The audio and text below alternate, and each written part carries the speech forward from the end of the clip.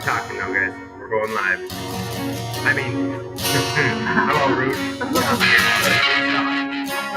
Okay, so welcome back, everybody, to the 2218's Attitude for Gratitude Weekly Live Podcast. I'm hoping everything is working. I just muted and unmuted everything, and it sure is. So tonight in the house we have Jesse K and Ashley K. What did I name it? The Powerhouse recovery couple? Something corny as hell. But so welcome back. Last week we had a hiatus of the show. I tried to post it sooner in the week and I wasn't able to. So I apologize about that. We're still a work in progress. But it's progress, not perfection. That's what someone once told me. The Alano Society of Minneapolis' vision statement is to be the premier Alano clubhouse, serving the community by offering support, strength, and hope to those seeking recovery and for their families.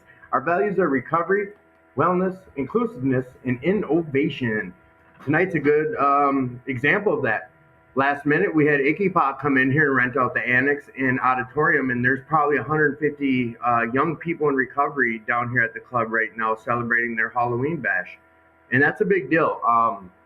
I'll talk a little bit more about it here in the show, but the bottom line is it's shedding a light on this club that you guys hear me talk up every week, because it's the club that helped save my life. It's the club that's here for the recovery community, 2218. I'm going to do my best to, Bob, did you get it? All right. I'm going to do my best to try and put links up here so that if anyone is able to donate, you can follow the links and go right to 2218's page and donate, or come on down and support the club. There is, who's doing that? Let's not make noise, boys and girls. Let's come on down to the club and support this club. Come make it your club. If you've got community service hours you need clicked off, come on down here. They've got plenty of work to be done. They've got plenty of things that you can volunteer to do. If you want to become a member of the club, which we highly encourage, you come on down, become a member. Find yourself a meeting down here. There's so many different fellowships. There's so many different meetings. We have so many events that happen down here. We are doing, like, every Saturday night we do the medallion speaker meeting, and that's in the auditorium. There's the Ride for Recovery, there's the Pat Cronin deal, there's the Alano's birthday bash. There's always events going on down here, and they're always family friendly, and they're always a blast. It's good camaraderie, and it's good for the recovery's morale. So come be part of that. On Sunday, we've got 2218's Halloween party down here. There is a costume contest. I think it's $50 for, there's 3 categories, $50 top prize starting at that. You won last year. We'll talk about that. So we are going to be having a blast down here at 2218, and what I want you to know is, like, it's about the fellowship. We talk about this all the time, and it's a blast. So come be part of this club. Make this your club. I will be promoting some other stuff throughout the show, trying to figure out why I am on here again. I know there's not supposed to be my video on here. I'm not that pretty. I shouldn't be on here. So there's some other things I'm forgetting to talk about. The other Alanos all around the Twin City, I think Fridley's having their Halloween bash. Blaine's having one. New Hope Alano, I definitely know is. Will Work for Recovery's having. Yeah, you two are big proponents of Will Work. We'll talk about Will Work here in a little bit too. So other than that, Ashley and Jesse are in the house. I've got a question for both of you before we even get started. We'll ask in a little bit. I'm not going to do that right now. So, please introduce yourselves. Don't fight. Hi, everybody. I'm Ashley Corbell. My clean date is May 26th of 2018. And you good, sir? And I am Jesse. Can you hear me? Yeah, get right on there. Our audience will let us know if they can't hear you. Okay, my name is Jesse. I'm an addict. I just celebrated 3 years 2 days ago. Yes! Yeah, boy! Woo! We celebrate clean time. So, how are you guys doing? Doing great. Fabulous. A little nervous. A little nervous of what, dude? You got Bob in the house, you got me in the house, you got your girl in the house, and you. I told you before we sat down. It's just we're bullshitting, dude. Except for this big thing in our face. Right. It sounds so gross every time I say it. Yeah, which is the main part why he's nervous. Yeah, why? You know what? Why are you nervous? I have anxiety. Of what? What's your fears? Everything.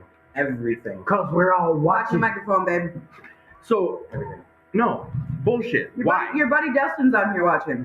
Dustin, we got to try to get him on the show, but Yeah. something about the neighborhood or something. I don't know. Why? Where's the fears come from? I don't know. It's always been there. Always been there. I stay up late at night thinking about deduct. Can I swear? No. It's up to you, dude. No. Okay. I don't know. I don't know where it comes If you from. say shit or fuck, I'm gonna have to ask you to leave. Whoa. No. Copy that. No. Come John on. said no swearing. It's a turn off. This isn't John's show. I know, but come on. Here's what we're gonna talk about swearing. It's a change of attitude. It's a change of everything. Now listen, So not just listen. have drugs and alcohol. Ashley has her way of thinking. Jesse, you have your way. I have mine. I didn't need to be all brute and say, oh, shit and fuck. But listen, if you're passionate about what you're talking about and you want to share how you want to share it, go for it. I'm not here to tell you how to talk or how to share. Ashley, if you don't want to swear, you don't swear. Okay. When John's on the show, you watch. Every other word's the F word. So he was getting in your head. But the first thing he said to you downstairs was what? Swear all you can. I meant, no, don't swear. Yeah. What's up with fears, dude? My question is, I don't know where it comes from. have you worked steps? Did you work the steps in the sponsor? No. I've finished one. I haven't presented it yet. I'm a procrastinator. Okay. It took me a year to do my step one for NAN. That's whatever, dude. Hey, no one's That's judging fair. you, bro. No, nobody's that's where judging. Judge free zone. Yeah. You're gonna be sitting in my seat here within a half hour, Bob. I have Bob in the house, and you guys have all heard from Bob. You know who Bob is.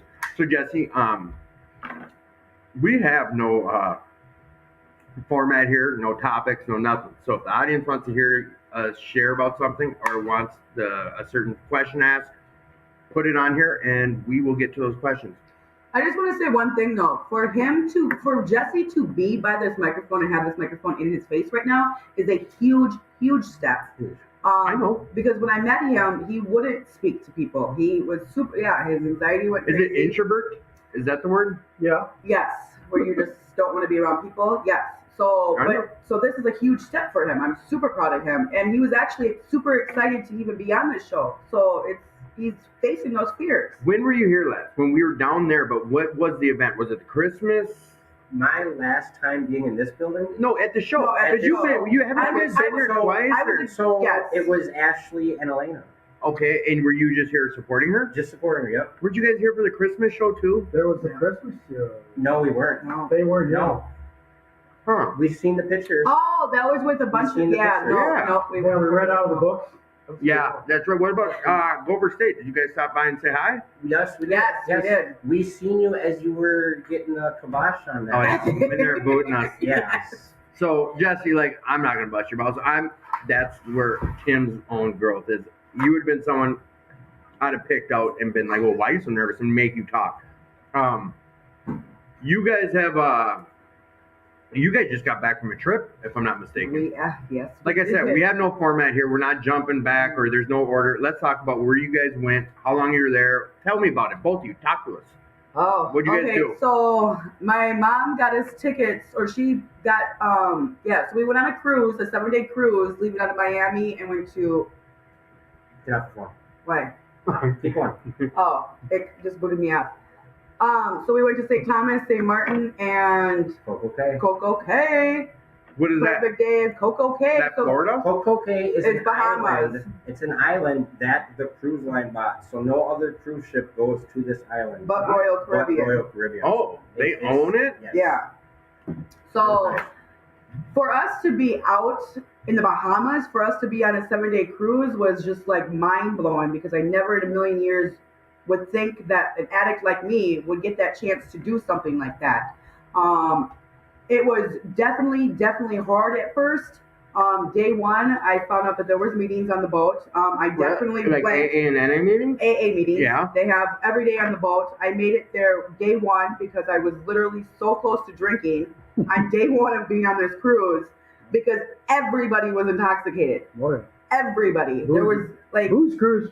Is that what it was? Was it like a party cruise? They bought packages, so everybody basically drank for from free. sun up to From sundown. All day, every day. All day, every day. The food and the booze on cruises is the main That attraction food and that the draw booze people in. Yes. is the main attraction, Bob was saying. Yes. So it was super. Come on. No, keep going. I want to keep hearing about it. I'm going to put Bob in.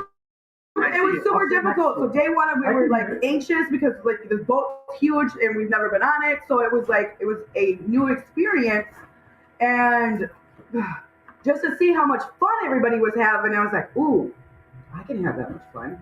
Like this is a vacation. Like I can have that much fun. I can have a drink and have that much fun. And I was like, no, you can't have that much fun. Like me. You went, who was it? You, Jesse, your mom? Yep, my mom and my stepdad and my brother and his girlfriend. So all four of them were drinking. Me and him were the only ones out of my family that were not. So did you talk to Jesse like, hey, I want to have a drink? Absolutely. Oh, every day. Every day. She probably did it like 6-7 times a day. What was it? Just like we should have a cocktail? Yeah, She said no, we could no. have one cocktail. And it was hard. It was. What were you feeling? Were you feeling the same way at times? I felt the same way, but I never shared it with her because I didn't want to give her the okay. You know, what if she was serious? That's what's scary about relationships is you can start co-signing each other's shit about having a cocktail. It happens it always happens in recovery. And that's basically where my mind was going. That's basically where my mind was going. It was like, I'm telling him we can have one drink, and I'm waiting for him to say, yeah, okay, we can have one drink, and then boom. But like, no, that's not how it goes. So I'm glad that we both didn't, and I'm glad that we made it off that boat still sober. Right, because that's just a little island that you're on, and you're kind of stuck there. So you ain't going anywhere until it pulls into a port somewhere. Yeah. Bob, have you been on a cruise? I was just going to say, you guys, Mary Jo and I, at 4 years of sobriety or 5 years, we went to Mexico. Yes. And everybody did all inclusive because they got all their booze and all their food for free. But we wanted to experience the whole culture, so we didn't do the all inclusive, which I'm glad we didn't, because my mind, even though I didn't do all inclusive, is, man, you could get away with some stuff because no one else is around. Yes, exactly. I said that. I was like, nobody will know, but we will know. I will know that I picked up that drink, and That's I will live with answer. that. I will live with that forever. Right. And then one day I'll be like, okay, you guys, I'm really fucked up. Like I've been holding this secret because secrets keep us sick. So yeah. Isn't that a good feeling inside to know that you were able to get through that situation? Absolutely. Were you staying connected with your higher power on that one? Yes, absolutely. And remembering where I came from. Remembering because I've done that before when one of my treatments, I thought that I could have one drink, and that led to another drink, and that led to going to the liquor store, getting a bottle, and that led to getting kicked out of sober living. So like I've been there. I know where one drink. Before you know it, you're spinning bowls. Yeah, and that was it. So like I know where it will lead me. So just always remembering where you come from. Yeah, going through the process of thinking through the drink rather than just doing an action, because that's how a lot of us are wired. I don't know about you guys, but when I used to use before, I wouldn't think about it. I would just do it. Yeah. And now, recovery taught both of you guys to think before you drink or think before you use? I just got distracted. Yeah. Not a problem. So I'm going to ask both of you guys your opinion separately. Jesse, you first. Has recovery taught you to think rather than act before you use? In other words, I think every time I've failed, it's because I did not think. And I think one of my strongest things these days is playing it forward. I know where it's going to lead. I definitely think every time it's not a question. I know what's going to happen. It's going to be the girlfriend, the house, the job down a couple more weeks, and before you know it, it's going to be right back to jail. Right. I know what's going to happen. And he's mentioned that numerous times to me. And you, Ashley? Absolutely. Yeah. Yeah, the thinking process before wasn't a process. It was just an action and a reaction. Mm-hmm. So your mind says one thing and then you just go after it. Yeah. So I don't care how much time you have, those thoughts come into your mind off and on, and usually it's when you're in a vulnerable state. Yeah. Because here you guys are, still in pretty early recovery yet, but now you're on an island in the middle of the ocean with booze everywhere and food and all this stuff. And the thing about it is, I hope you've realized by now in your recovery, because I see how active both you guys are in your recovery and doing, you're actually living life. You're being human beings rather than human doings. Yes. And what ends up happening is life takes the best turn that it can, and you're productive in it and having fun at it, right? Yes. But the cruise, I just want to talk about the cruise, so I woke up every morning to watch the sunrise. Like, it was absolutely beautiful to be in the middle of the ocean on a big ship. Like, this ship is just huge. It's huge. It was a beautiful ship, but one day, I cried. Like, I woke up, watched the sunrise, and the crazy part is, the weather changes so dramatically in the ocean. Like, it could be raining here, it could be sunny here. And so in front of me, it was pouring rain, but it wasn't raining on top of me. And I looked around, and there was a huge rainbow behind me, and then the sunrise was in front of me, and I just started crying. I was like, God, you give out such amazing art. Like, it's just beautiful. But to see that and to be in the middle of the ocean, and to have my phone was shut off because I had it on airplane mode, so I could actually be in the moment on that cruise, and it was absolutely amazing. The feeling that I had every 7 days was absolutely amazing, and I would so do it again. Like, I've already looked to try to plan another cruise because it was amazing. Right. Jesse, how did you feel about finally having enough, instead of being powerless, we realize through surrender, we get powerful, and we're able to have, being able to, we get our power back and be able to make the good choices that you do today. I mean, were you able to really fully stay in the moment, like Ashley was saying, and be in the moment there? I think I understand. So, us watching everybody drink and having a great time, it's kind of sucked. But at the same time, I believe, had a lot more fun because we were doing everything we possibly could on the islands, on the boat. We got to see everything. We seen every show, and everybody else is at the bar. So I mean, we had a different kind of fun, and I don't know if I'm answering this right. No, you're answering it perfectly. That's being in the moment. Correct. You know? Yes, we definitely were in the moment. We seen you took advantage of every single situation, which is just so cool. So keep explaining. So what all did you guys get into? Go ahead, Ashley. No, answer it, babe. We went to shows. We swam in the ocean. We swam in all the pools. We did everything. I boogie board, I think it's called. Yep. Nice. Flow riding, or boogie board. Something. I stood up for 2 seconds. That was it. So you're the world record holder in this room. In this room, you are the world record holder on the boogie board. Shot a basketball in the middle of the ocean. That's cool. All kinds of great food. Yeah, we ate lots of food. Lots of food. I lost, what was it, 6 pounds or something like that? I don't know. By eating all that good, healthy food. I usually eat 1 meal a day, and on this boat, I ate 3 meals a day, and I lost, I think, 6 pounds. Wow. Yeah, it's ridiculous. That's amazing. So, did you guys? I know you both are in the healthy lifestyle. Did you go to any gyms or anything in there? Because I know they've got all that. That stuff. was the plan. Okay. We definitely had plans going into this. Okay. And, Yeah, I looked on at the itinerary to see what they had going on. I was like, I'm gonna go do this. I'm gonna do this every morning. I'm gonna do this every morning. And yeah, no, I didn't go to the gym. I ate lots of food. And I think I gained almost 10 pounds. We gained, we lost. And that's okay. So, but I'm back at it. So. Did you? Yeah. Okay. So, did you guys hit any other recovery meetings besides just the one, or were you just so busy enjoying it? I was so busy enjoying it. So the first day, the meeting was at I think it was 6 o'clock at night. The day that we got on the boat. Sure. And the rest of the week, it was at 10 in the morning, and it was hard because we had breakfast. We had to meet up with our family. I mean, these are all just excuses, really. Yeah, I was like, I don't know where I'm going with this, but yeah, I got excuses on why we didn't make it. But that's okay. The main important thing is that you stayed sober, you made it through it, and now you're thinking you should be able to. when Mary Jo and I did it for the first time, we were scared too. We only went to Mexico to Cancun for 5 days, but there was booze everywhere, and they were promoting the free drinks and all that stuff.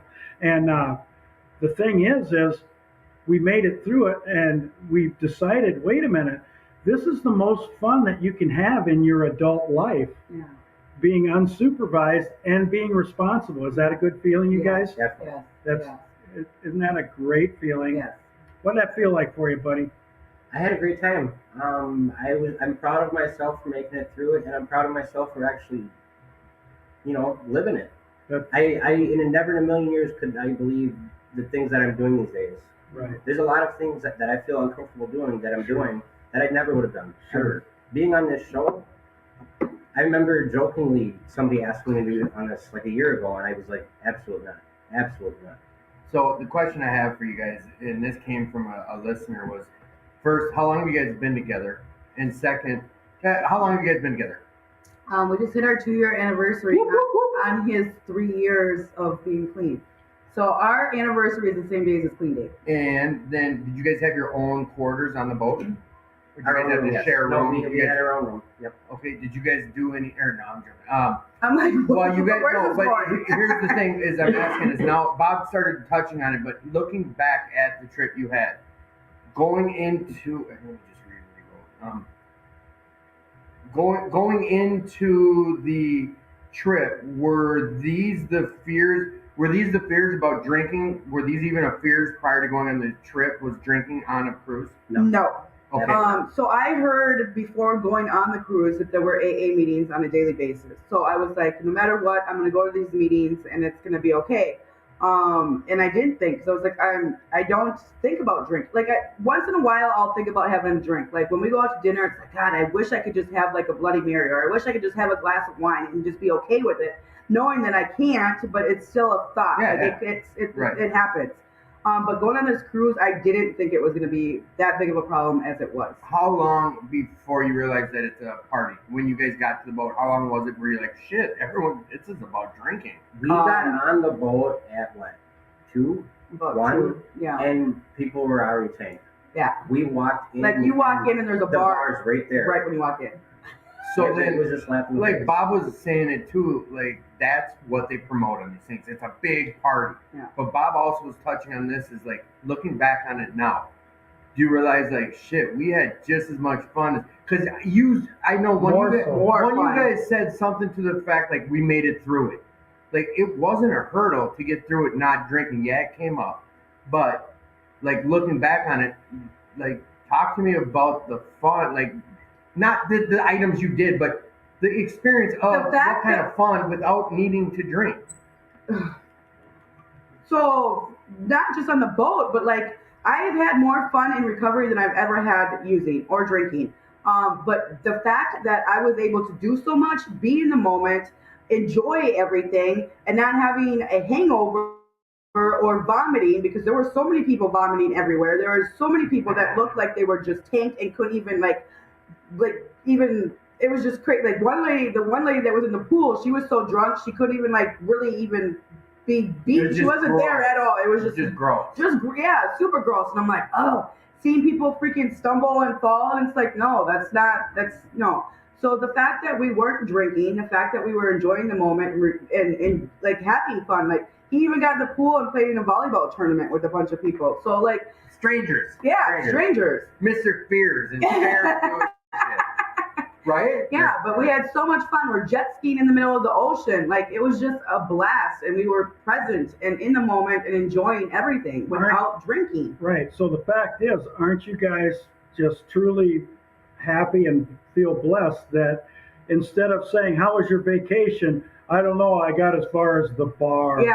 I don't remember That's the what story. happened. A lot of people's story. And Yeah. That is their story. Yeah. Because No, we we- saw that at the hotels on our trips too. Yeah. Every single day, smashed on their butts. Yeah. And well, I remember looking back saying, oh, I got so fucked up. yeah, Yeah. Like that was my answer to what I did last weekend. Yeah. Let's just say the weekend. you go And that was the snorkeling, story. you go on adventures. Yeah. I mean, you guys are living your life now, Yeah. rather than being trapped by alcohol or drugs. Isn't that a good feeling, you guys? 100%, absolutely. It really is. So, and we get to do this together. Like there's so many memories we're doing together as a couple. So speaking of a couple, how do you think recovery has changed your status of yourself handling being in relationships today versus before when you were using? Are you more communicative? Yeah, everything. Well, I would say relationships while using was not existent. For me, I definitely was not in relationships. I wouldn't say healthy relationships. I basically would sleep with the drug dealer to get free drugs.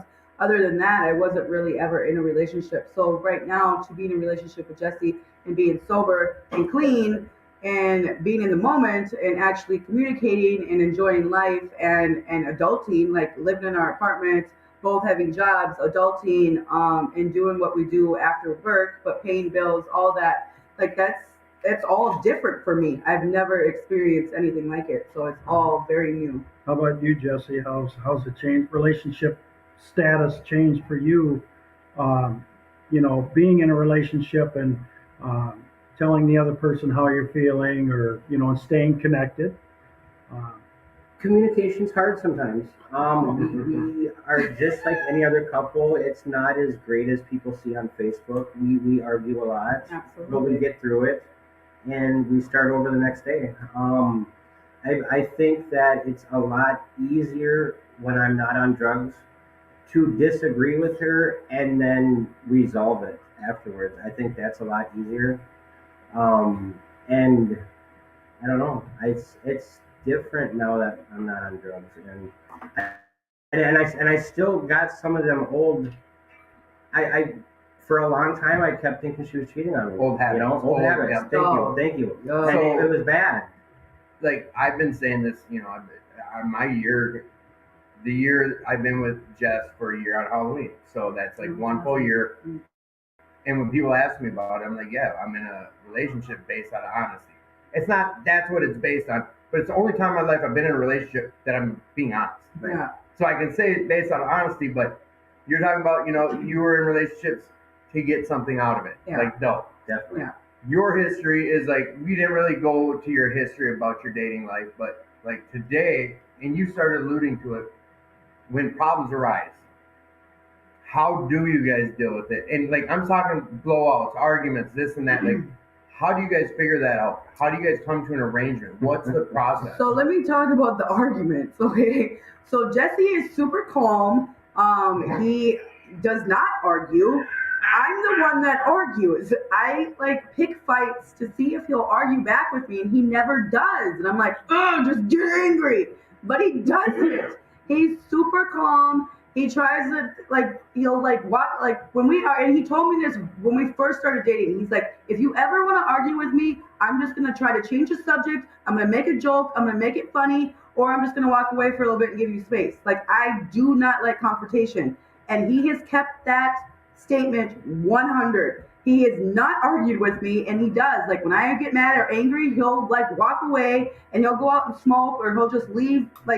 He'll just leave for a while to give me space to calm down, and then he'll come back. Or he'll just he'll try to change the subject and think of something funny or do something funny.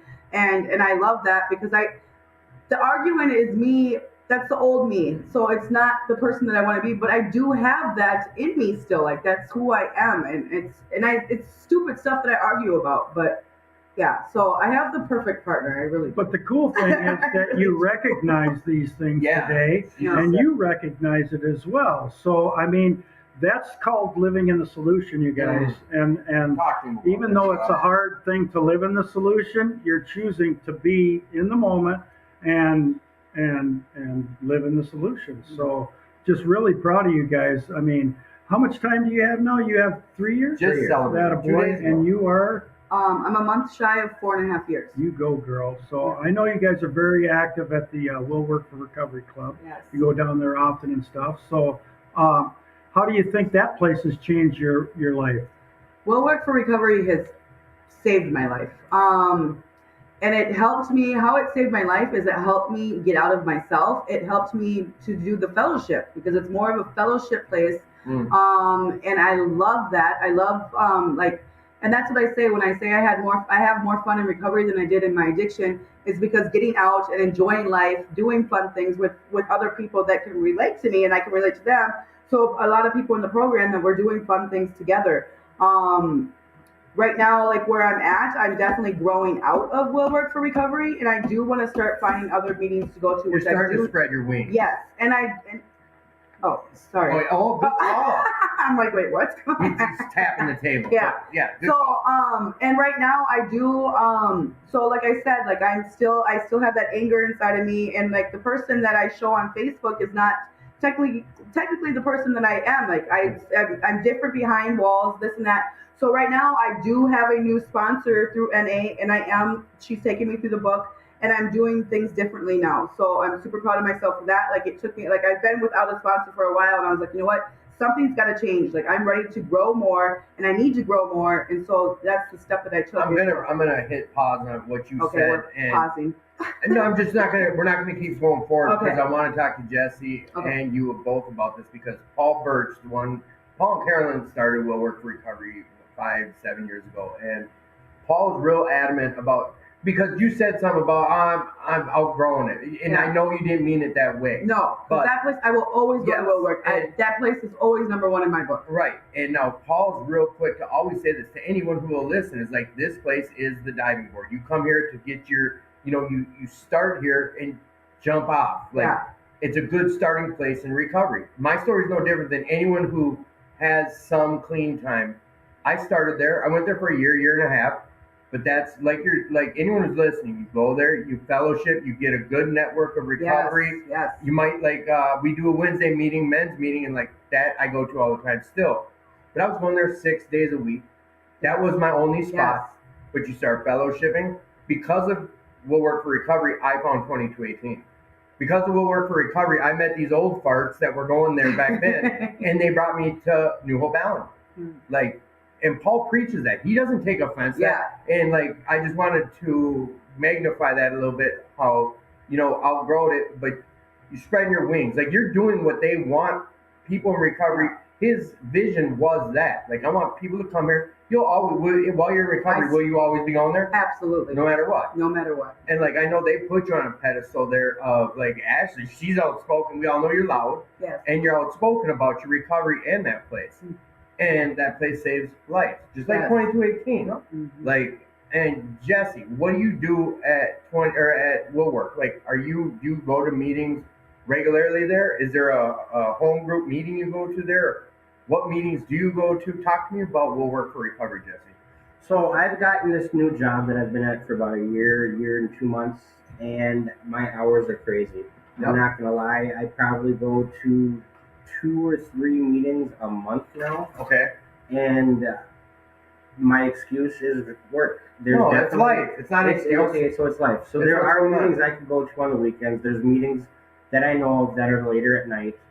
But making the 7 o'clock for the 6:30 meetings is hard for me, because that's about the time I'm getting back to the shop.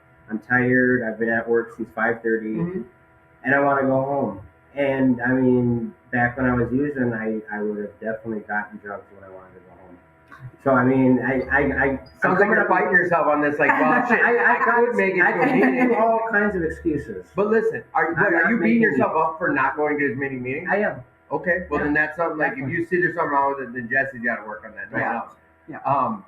Prior to your job, what meetings were you going to at Will Work? So before I got this job, I was chairing a meeting here, and I was going to Will Work. So between the two spots, Will Work and 2218, I was probably going to 5 meetings a week. I was doing pretty good. Right. I had a really good job that got me off at 1:30. I could come home, take a nap, get up, and have time to do whatever I wanted, and it was great. And then I got this great union job, and now I'm tired. So no, here's the thing, and I think Bob will kind of elaborate on this, but you were able to do 5 meetings a week back then. You're able to easily, just because I knew this about you prior to me even bringing any of this up, and this is why I brought it up, because I know Bob's here and he can talk more about it. But it sounds like you're beating yourself up for not going to these meetings.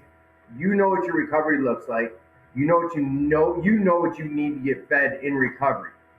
Like if your couple meetings a month is what gets it done for you, then that's what you'll do. You can't beat yourself up for living life. Like you're gonna have to make this transition over time. You've been at your job for a year working hours that you're not used to working. Like this is what happens. This is what we're supposed to do in life. You're getting back integrated into life, and you will find your niche of what works for your recovery. You might realize, shit, I've got to get. I'm discontent. I'm irritable, and I'm not happy. You'll switch something up. That's what we do, or something like that, right, Bob? So, Paul Birch says it best: if your recovery doesn't come first, everything else comes last. Yep. So, what ends up happening is a lot of us get immersed in this thing that really take off for the first few years, and then we start trying to find balance.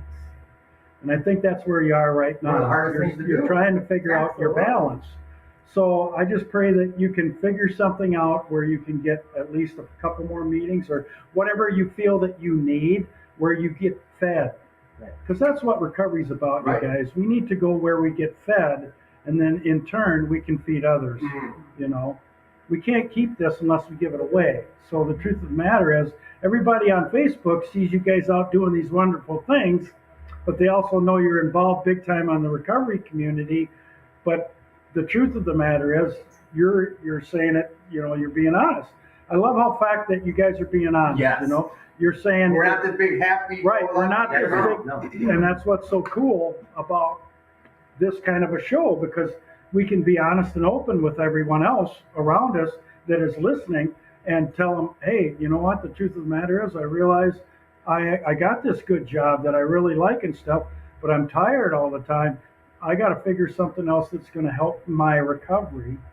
So I pray that you figure something out to where you can find some more meetings or something else that will get you spiritually fed, either through church or another support type group, another NA meeting, an AA meeting, something of that fact where you get your support network. I think if you build that solid base in your recovery, looks like you guys are off to a great start. Keep rolling with this shit, you know? You know what I mean? So we had someone. Is that really loud when I move that? Is it? No. Okay. Apparently Jesse gets fed while fishing. That's what his mother says. Yeah. Yes. That's my mom. You know what though, and I'm going to tell you guys, and the reason I reread her post, and thanks for supporting us, Mom, is my second year and third year of recovery, I spent about 80% of my free time in Bob's boat. The free time I had to myself was in Bob's boat. He's in recovery. We talk recovery. One alcoholic with another. There you go. No, you don't have to raise your hand. I want to kind of Cut your ass in, bro. I'm on the same page. So okay, so my sponsor brought me ice fishing one time, and that's all it took. I for what, a year I was telling Ashley I need to find a hobby. I'm gonna go nuts. I hate sitting in front of this TV when I get home. I went fishing with my sponsor, and I had a great. Okay, I can say his name. So I had a great time, and then basically winter was over, and he brought me catfishing, and I was hooked. Literally hooked. I that's all I did, and I did it with my sponsor. We had a lot of great talks, and I just recently found out that I was helping him at the same time. He was struggling, and no one knew about it, and he just told me this 2 days ago that I was helping him while he was helping me. And that's how recovery works. Yes. So the cool thing about this, Jesse, is you're starting to find your niche. Okay. All right. Yes. And that's what I'm really proud of you, because I see you catching all these fish and stuff, and I'm like, the guy loves his fishing. Yeah. Guess what? That's where you're one part of where you're getting fed. Mm. So keep that up. Keep up that work. And try to find more meetings, or you're staying connected with the people that are in recovery as well. Definitely. So that you're getting fed in that sense, should we say. So just keep rolling with what is working for you now, but be aware of the pitfalls that can come, because life loves to show up while we're making other plans, yeah. you guys. Oh, it definitely does. I just want to say something about his fishing. So, no, I love that he found a hobby that he enjoys. And it also helps him to get out of himself because when he's super, like he has social anxiety a lot. So to like be able to start a conversation with somebody is hard for him. When it comes to fishing, he will talk to any stranger. If they have a fishing pole in their hand, he will literally walk up to them and start a conversation about fishing. He has no problem with that. His anxiety is out the window. So like he really found something that he enjoys, and I love that. That's hard to do in life. Not just recovery, in life. Yeah. I wish I could do that with recovery. You can. It's not that I can't. It's that I have some fear. I don't have the knowledge of the book. I don't have the confidence in myself to share with others where I'm at or how I could help another. And it. Wait, stop right there. What you shared, that was might be what helps another. Yes. Okay. They see you just celebrated 3 years. Yes. Okay. You come into a meeting like you guys, like I don't know what to share. I don't think I have the knowledge. Some other kid with a year or some guy with 8 years might be like, well, fuck, he's got 3 years and he feels that way. I do too. Boom. Yeah. That shit helps more. The guys who are on our show next week is Rick and Jesse. They run the 4-Step Workshop. He put it to me a long time ago. He's like, you showing up to a meeting is the best service work you can do. Whether you sit there and don't say a word the whole time. Just showing up. You might be wearing something that this was minimal. But it blew my mind. He's like, you might be wearing something this dude has at home and he's scared to go in public and he sees you wearing it, gets him outside his house. It can be so minor, dude. And it's just minor shit that you never would think about, but it's these rooms. It's being clean to hear someone share something like that. I'm saying for me, like that's, and Ash, I think when I left the room, I was listening, you talked about on the boat, like you woke up some morning or you watched sunrise and you cried or something.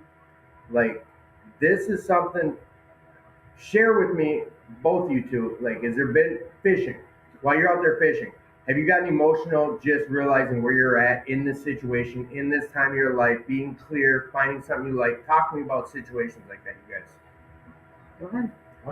Go ahead, babe. I shared my one. So here's another issue I have is me understanding questions, me understanding literature, it's hard. I need people to break things down for me a lot of times. I heard what you said, but I have no idea what the question is.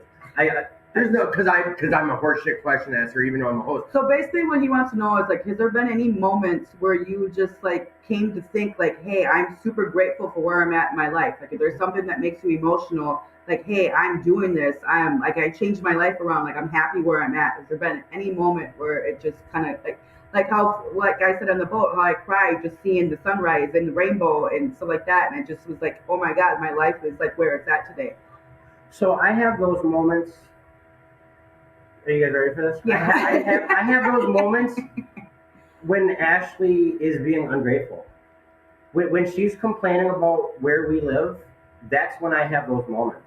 Because I mean, I get to tell her like, you got to be grateful. 4 years ago, we were not living in our own place. We didn't have nice jobs. We didn't have vehicles. We were living on couches, and that's when I get those moments. Is when I got to make her realize where we're at. It's 3 years ago. I would have never imagined. Dude, that's a mic drop, bro.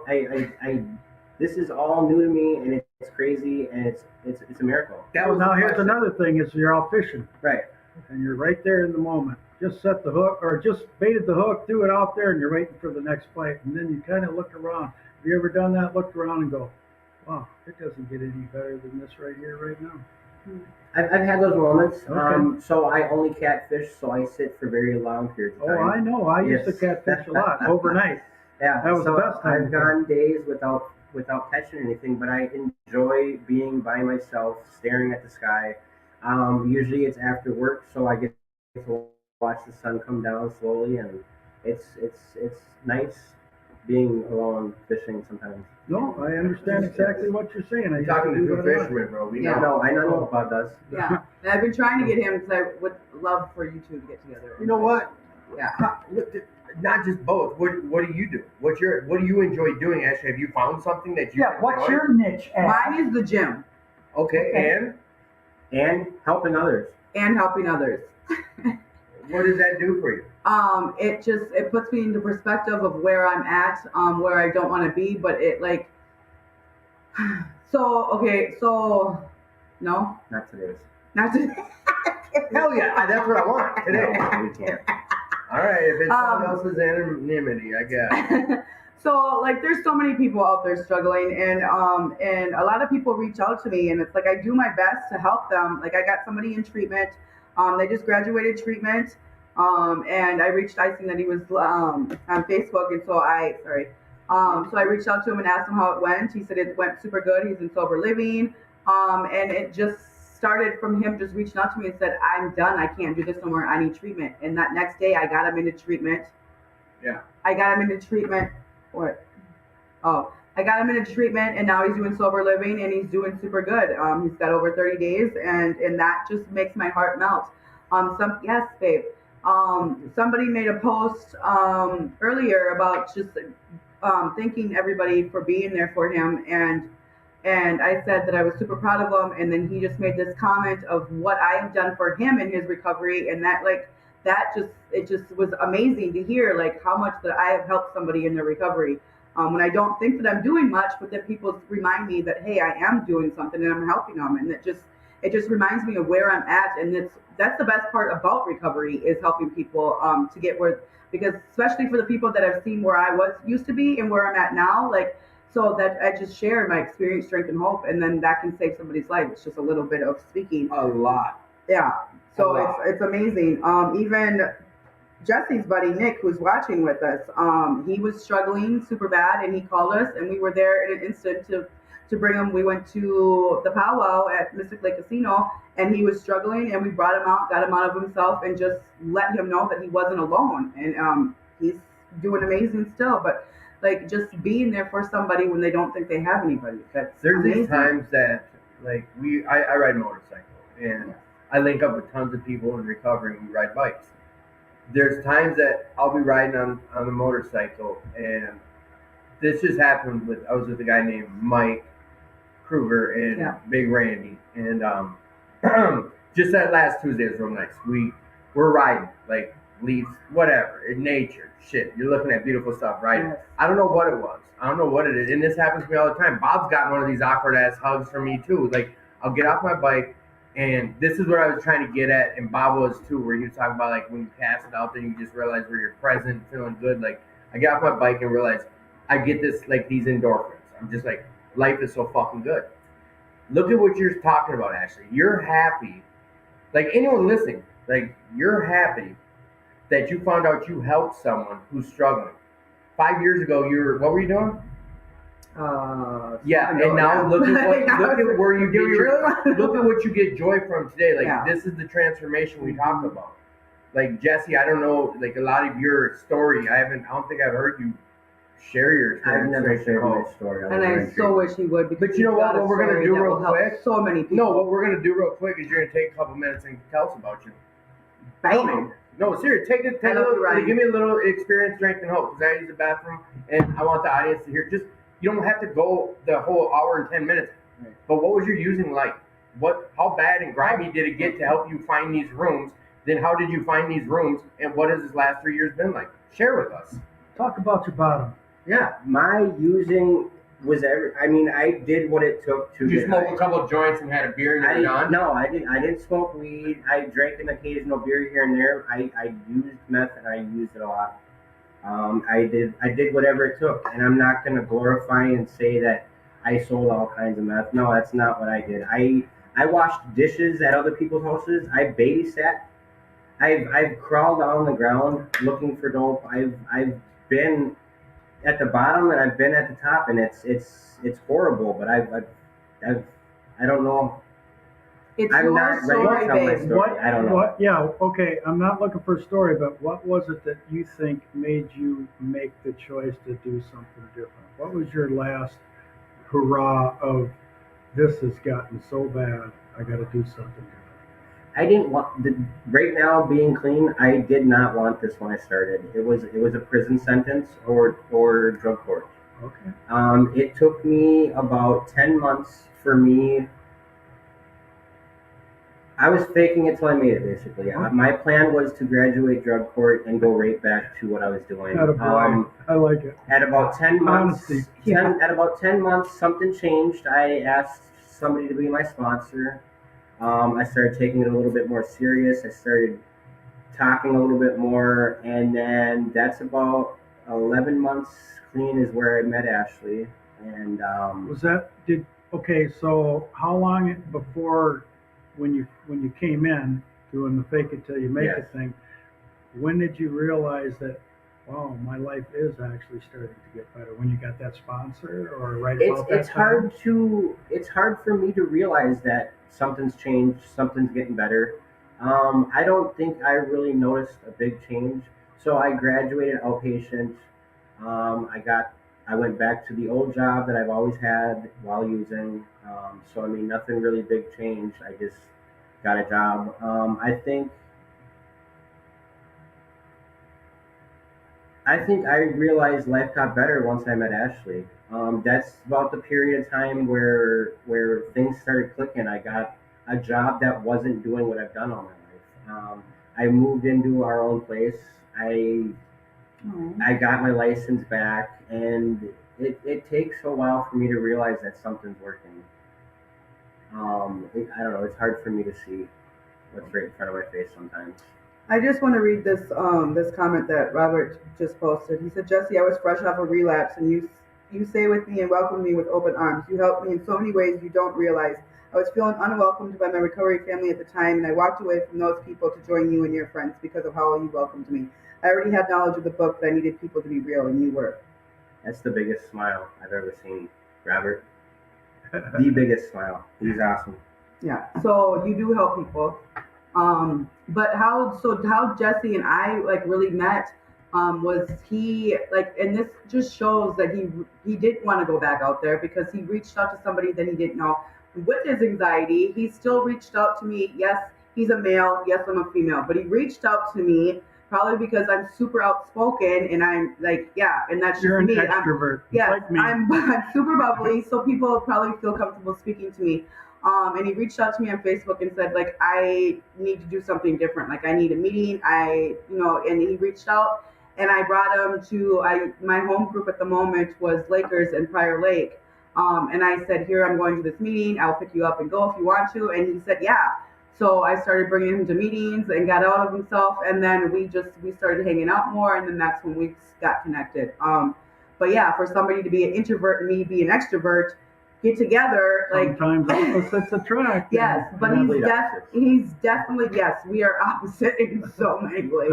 But it's got him out of himself, and like he's grown so much in the time that we've been together, and I'm just grateful that I was able to be there for him, and I'm grateful that we connected. So what's so cool is you can't get a minute without having a few seconds first.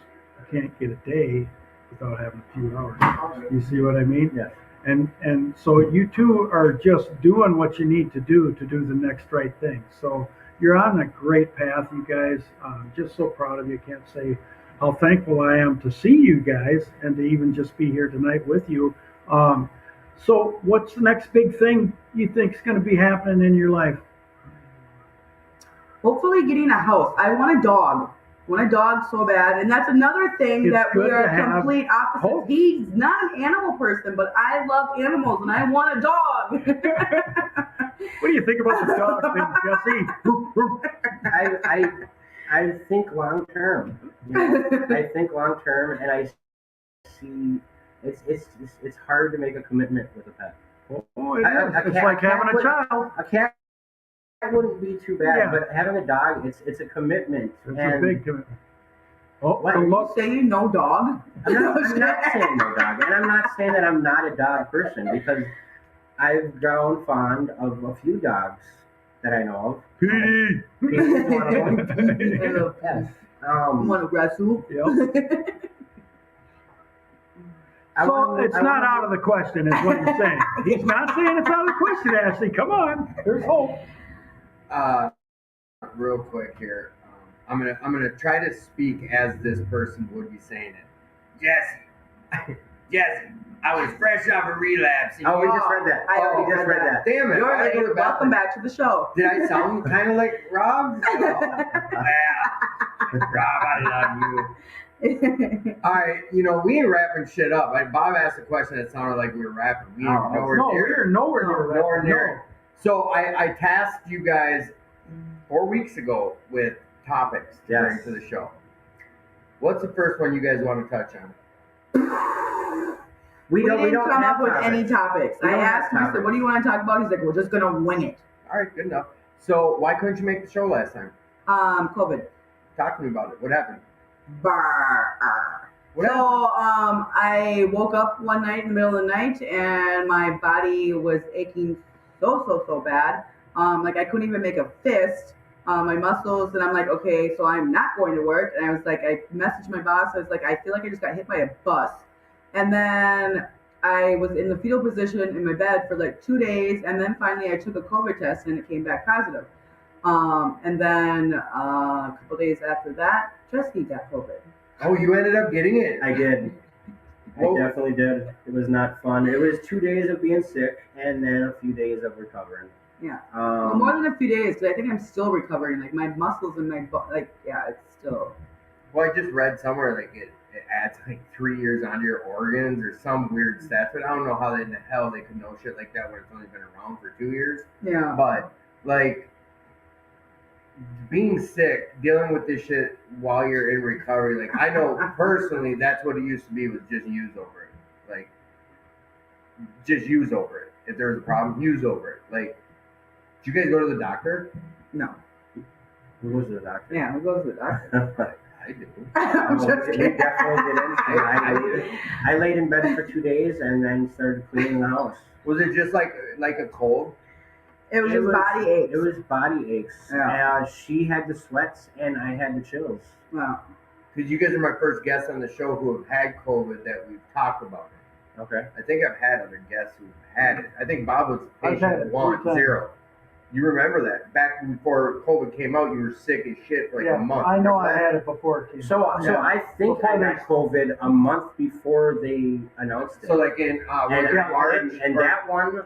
So I got it in February. February. That's And- when you and- That's what I got mine. And it came out, I think, in November. Yeah. No, it March. came out It was in right like over a month or two St. later. Patrick's Day. It was right around that So time. I got it in February. Oh, Ken, I love you. I moved into a sober house with it, but they called it influenza A.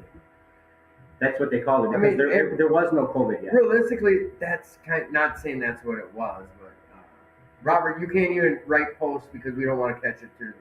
Yeah, anymore, just stop so. talking. Just kidding.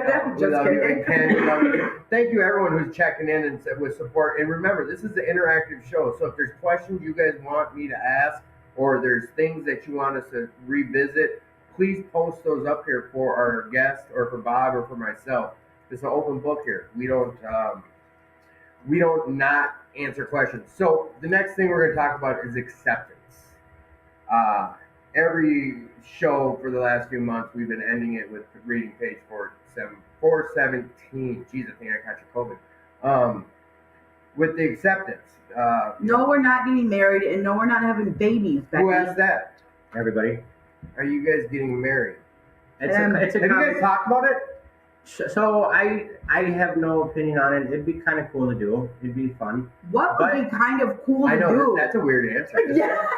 No, that'd be kind of What does that even mean? Like, all right, so Jess, Yeah. what's your thoughts on marriage? I'm getting married to a woman. I really never really honestly Honestly? thought about it. No. You guys can hear me, right? I've no one No, said no, anything, no. so you're good. Oh. So I've What never we hear really isn't put a what they lot of hear. thought into It's it. not the same. The only thought I've really had is the party. The wedding, that would be fun, right? Being married to the same person forever and ever and ever, that's just me showing you how much I love you, right? Other than that, I don't put much more thought into an actual marriage. So, I mean, I'm cool with not being married. It kind of bugs me sometimes that she does not want to get married, but it's... Ooh, you sold her answer. We're going to talk to you about it. But I mean, it's more of me joking about it, giving her shit about it than, I mean, I'm not too upset about it.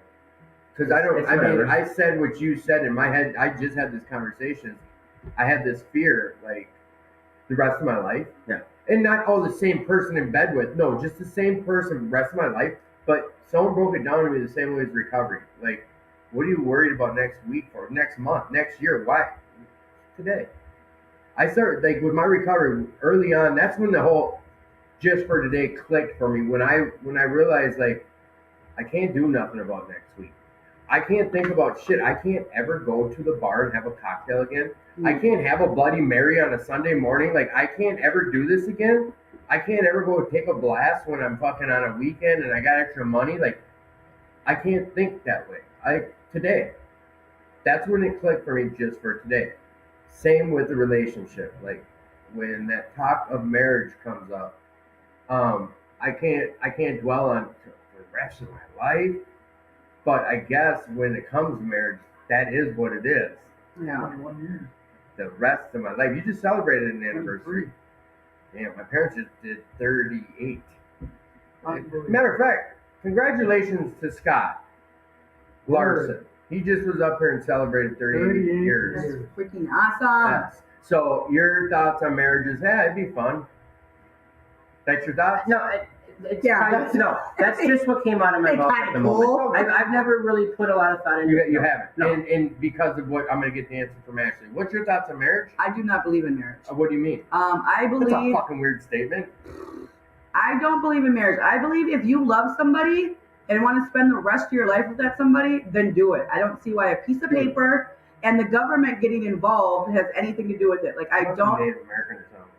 I don't agree with it. If you love that person, you don't need a freaking marriage and all that extra shit to love somebody. Be with that person for the rest of your life. Like you said, day by day. I'm going to love you today. I'm going to love you today. I'm going to keep continuing for the rest of my life. If So that's you how don't it's believe going in to like be. the ceremony of I this don't. thing for everyone else, your family, No. for tradition, none of that. No, it just costs lots of money that we don't have. Yeah, that's what's up though. And you don't dig that answer. It's whatever. Eh. I'm not gonna That's not bother cool you. enough for I me. like how she said I don't want to bring the government into it. Yeah, it's just all that extra shit that's not needed. If you love somebody, love that person. Well, it's each their own on those thoughts, Yeah. but But that's my thoughts. You wanted my thoughts, then there you go. the best relationship that I know is Jesse's grandma, and they've been together for 40 years plus and have never been married. Bam! Mom got your back in this. Mom got my back. Yeah, Nick's right. Ashley does make a good point. But this is all, eye of the beholder, I believe. I mean, I see my parents married 38 years. Mm. Whether there's a piece of paper or a ring proving it, what's the difference, I guess. And nowadays, with the way society and the he, him, there, and Yeah. A, B, and C, like, I know I'm getting on a weird topic. So, Ashley, you're just like, nah, whatever. If I'm going to be with them, I'm going to be with them. Yeah, And you're like, yeah, it'd be fun. it'd be cool. Isn't It'd be that what he cool. said? It'd be I don't know. cool. We'll play the tape back. Jesse's like, I will hang out. And plus, like, I've seen like a lot of people that have been in a relationship for a long time, and as soon as they get married, it goes to shit, and then they end up getting divorced shortly. Ah, you're living off other people's shit. You can't. That's fierce. That's fierce. No, that's fierce. But that's another. I totally, if you would have asked me ahead of time what I would have thought you guys' answer to that would have been, it would have totally been reversed, if anything, reversed. Really? Oh, 100%. I'd have never put you on that whole government ain't getting my business. And Jesse would have been like, nah, we're cool. If I love her, I love her. We don't need no paper saying we're married. Totally would have thought She's that. queen of my double wide. Ah. We're going to be on Jerry Springer come next week. All right. So, Bob, will you hand me that book real quick? Sure. All right. So, I'm going to read something. And then you guys are going to talk to me about how this plays. 417. Yes, page 417 in a book called Alcoholics Anonymous. Amamana. Yes. Is that the blue book? edition That's four. the big blue book. It's the almost as big of a big book. So this is on a page 417. And acceptance is the answer to all my problems today. When I am disturbed, it is because I find some person, place, thing, or situation, some fact in my life unacceptable to me. And I can find no serenity until I accept that person, place, thing, or situation as being exactly the way it's supposed to be at that moment. Nothing, absolutely nothing happens in God's world by mistake. Until I could accept my drug use or alcoholism or gambling or this or that, I could not stay clean or sober. Unless I accept life completely on life's terms, I cannot be happy. I need to concentrate not so much on what needs to change in the world as what needs to be changed in me and in my attitude. How does this play into your guys' life today with acceptance? Either of you. I'm doing this. You want me to Jesse, first then? acceptance in your life. Is there times you're like, fuck, I just gotta accept it? Like, give me some situations, give me something, like, where does acceptance play in your life today? I don't know. Okay, I'll go first. Thank you. Okay, so a big one for me is me and my mother's relationship. So Me and Bob met your mom. yeah, so my That's your mom's mom. yes. So my mom, me and her have it's a rocky relationship. We get along, we don't get along, we get along, we don't get along. But for me, like Your parents are spitfires. We came over to look at a hot tub or some work, in and the they bathroom. were whatever. Like, we don't need to talk about what it was, but I remember your mom was like, she snapped out. She said something to your dad like, "No, over here." He was like, "God damn it, no, it's over here." It was me and Bob were laughing. But so you and your mom's like, because are you guys the same? Like, you pop off at each other, like, Yeah. So Okay, we have all right.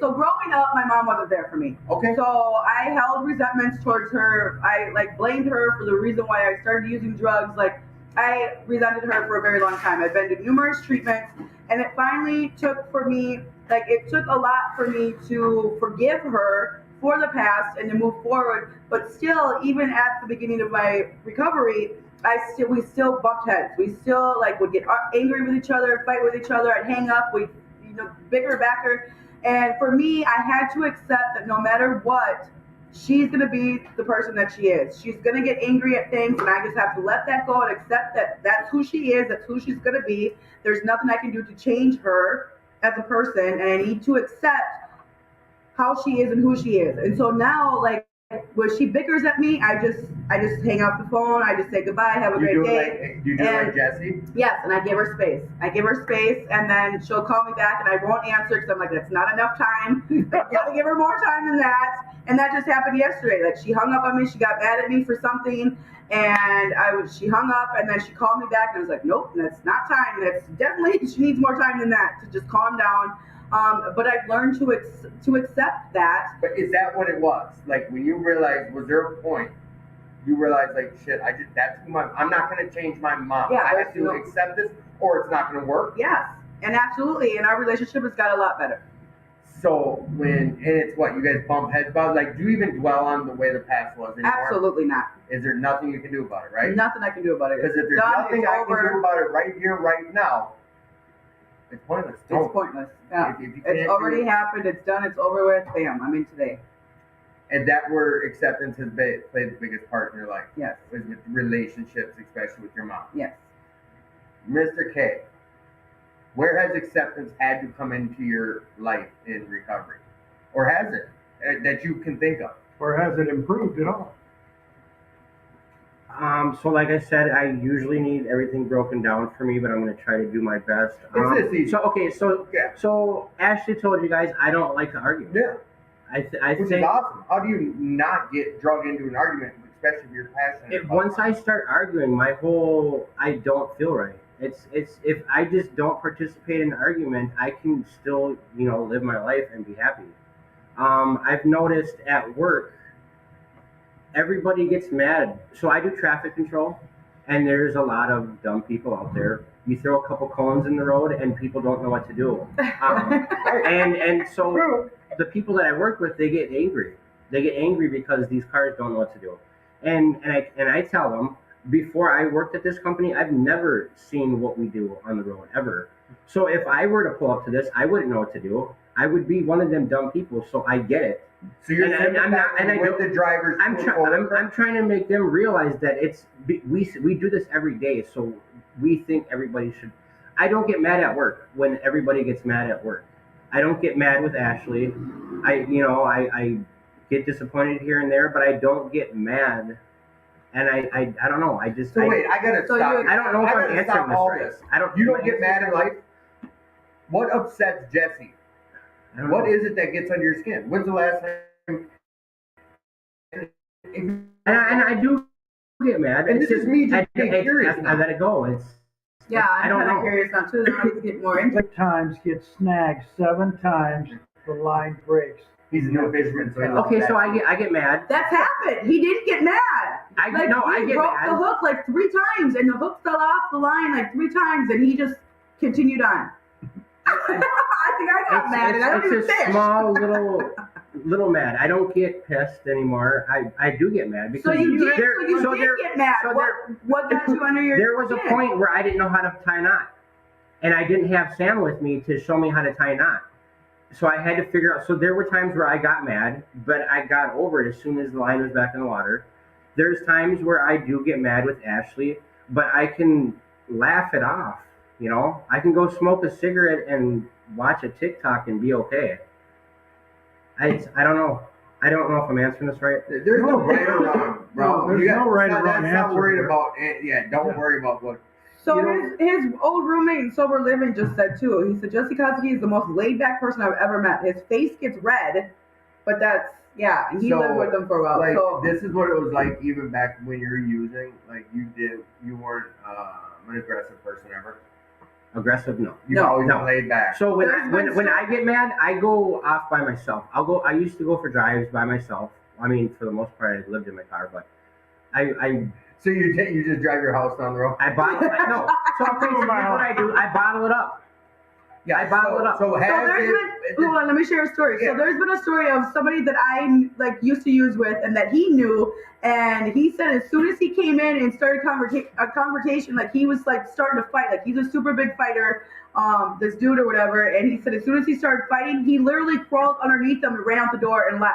Like he never wants any confrontation at all, period, ever. Like he avoids it at all costs, even when using. So like that's great. No, that's a skill. Like some people work their whole life to try and get to.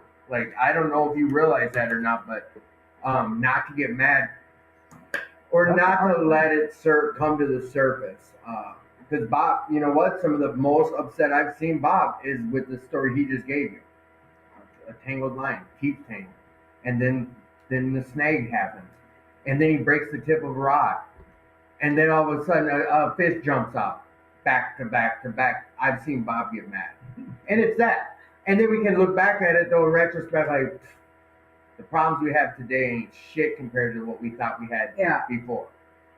So Can we ask Mom? yeah, No. Let's ask Mom. Mom's gonna open that chest. So my mom has. Wait, we haven't Okay, asked no. Mom. I want to know if I'm sure you've seen him angry. What? My mom has seen me angry. She's probably the only person who has seen me angry. I've taken a lot out on her. I feel really bad for her. That was our next topic. Is we're going to talk about burning bridges. I Let's never start with you. So I definitely should have burnt bridges with her a lot of times, but she loves me, and Is she one of your biggest supporters? she was, and she was also one of my biggest enablers. But Yes. she. Not in a bad way. Parents, let's make this clear. Like my mom was my biggest enabler, but she was doing it. She was doing it out of love. Yes, She wasn't, out of love. It's someone's goodwill run riot. That's what it's called. Goodwill ran riot. They're not. They're doing it in good. They're meaning well, but in retrospect, it is enabling. Her little Jessie couldn't do no wrong. She said you can be honest. And I am. I lived at her house off and on whenever I wanted to, and I showed up when I wanted to, and I took over her garage for a while, and yeah, I've taken a lot out on her. Yeah, But she's your biggest cheerleader, right? Yes, definitely. And got your back. Yeah, I know She was that. the only one to ever visit me in jail, the only one to really visit me in treatment. She's bought me supplies for treatment almost every time. She's bought me supplies for treatment, and I took off 2 days later and left everything. I wasn't here for your story. Did you talk about going to treatment? I didn't. No. I've been to treatment 9 times, I believe. And we just skipped over that? I didn't tell my story very well. I know. I came in 5 minutes later, and you guys were I already. just asked him what his bottom was. Oh, He So, did, well, how- he wasn't ready to talk about it. it's all good. How many times have you been to treatment? I think 9 9 times. times. Was treatment your last experience where you used before treatment, or did you get clean and sober after treatment? Was it treatment that got you clean and sober the final time? Drug court, treatment, fear of prison. all that in one.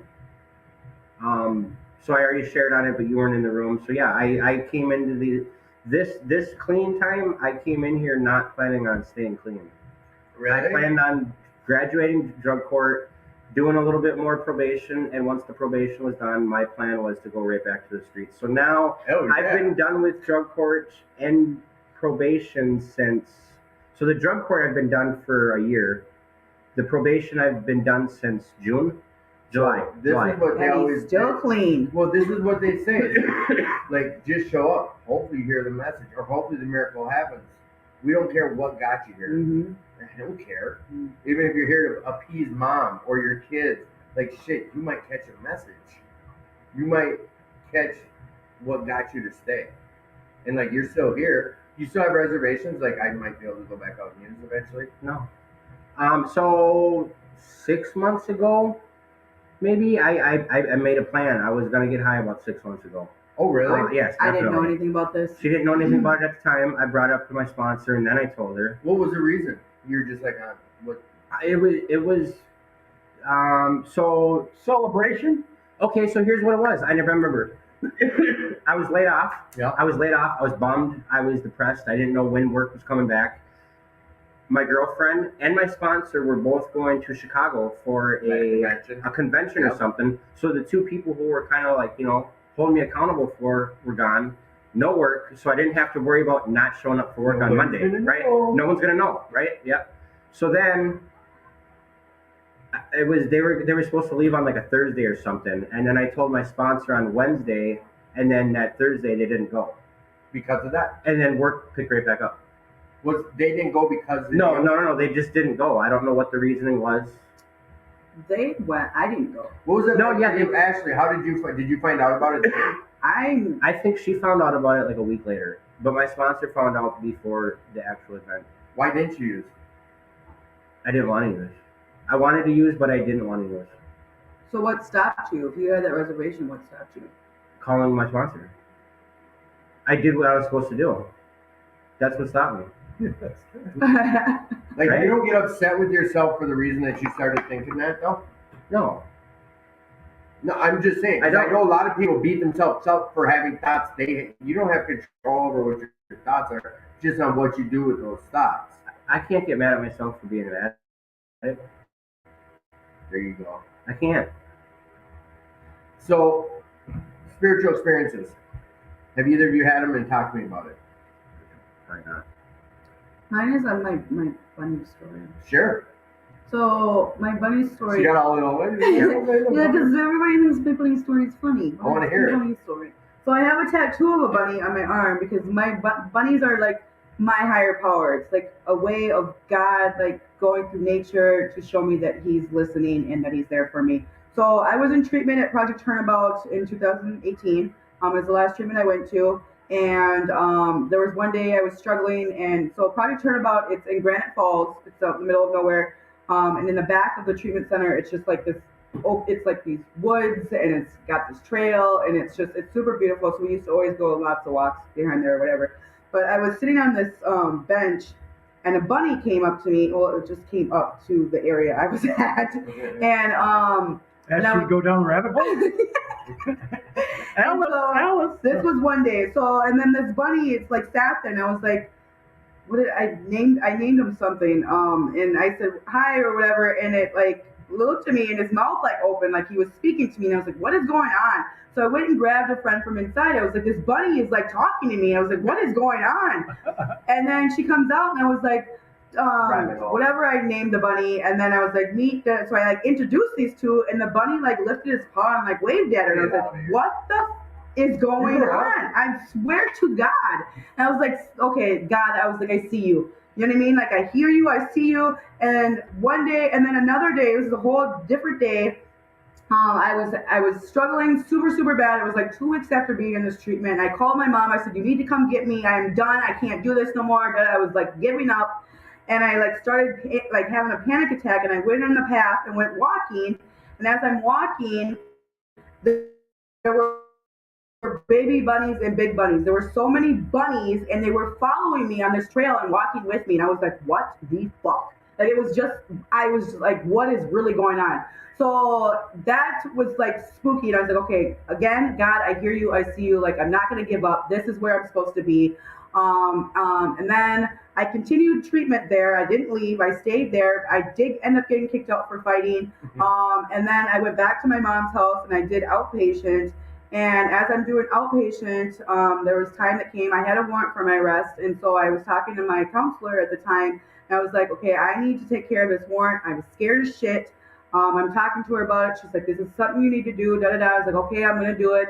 And well, as I was talking or whatever, I looked up, and in her window, there's a bunny, and he's looking at me. And I was like, oh my God, I was like, that's a sign. Like, I can do this. I can go turn myself in sober, get this taken care of, and everything's going to be okay. So there's been so many moments where I was just like wanting to give up, or things I just wasn't sure about, and a bunny would pop up, and it just showed me that, that God was there with me and I wasn't alone. And so like for me, that was a spiritual awakening for me. Like, and so ever since I've been sober. So I really feel like bunnies really saved my life, really, to be honest. And channel cats are saving yours. That is.